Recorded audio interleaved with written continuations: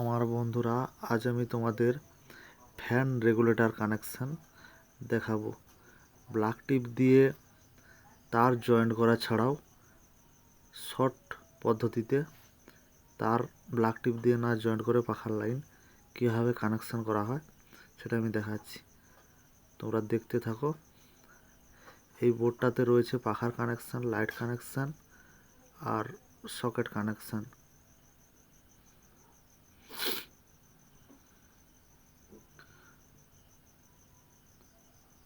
তো কানেকশানটা যেটা রেডি করা ছিল ওটাকে আমি আউট করে দেখাচ্ছি কীভাবে রেগুলেটরের তার পাখার সাথে জয়েন্ট না করে করা যায়। দেখতে থাকো।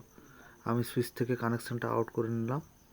এবার রেগুলেটরের দুটো তারের একটা তার সুইচের মেন কানেকশনের সঙ্গে দিয়ে দিলাম।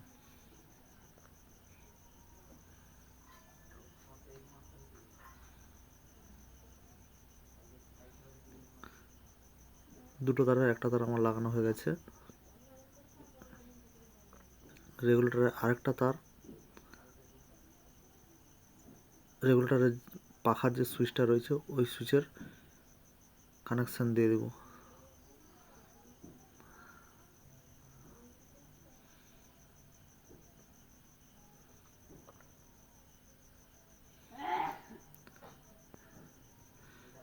রেগুলেটরের দুটো তারের কানেকশান আমার হয়ে গেল।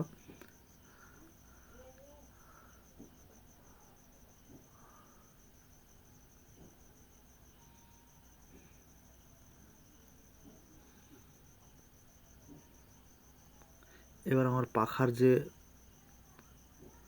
তারটা এসছে, মেন তারটা পাখার ফেজ, ওই পাখার লাইনটা সুইচের সঙ্গে কানেকশান করে দেবো।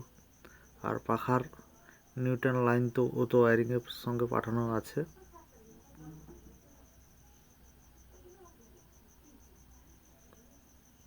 তো ভালো করে টাইট করে নিতে হবে স্ক্রু, তারের মধ্যে যেন লুজ কানেকশান থাকে।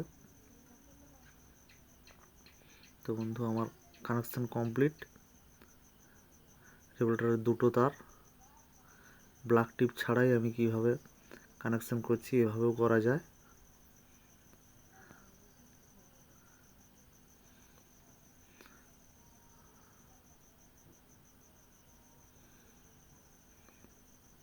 এটা আমার পাখার কানেকশান তার কমপ্লিট কানেকশান করে ফেলছি। এইবার এটাকে স্ক্রু দিয়ে টাইট মারবো বোর্ডটাকে, তাহলে এটা কমপ্লিট।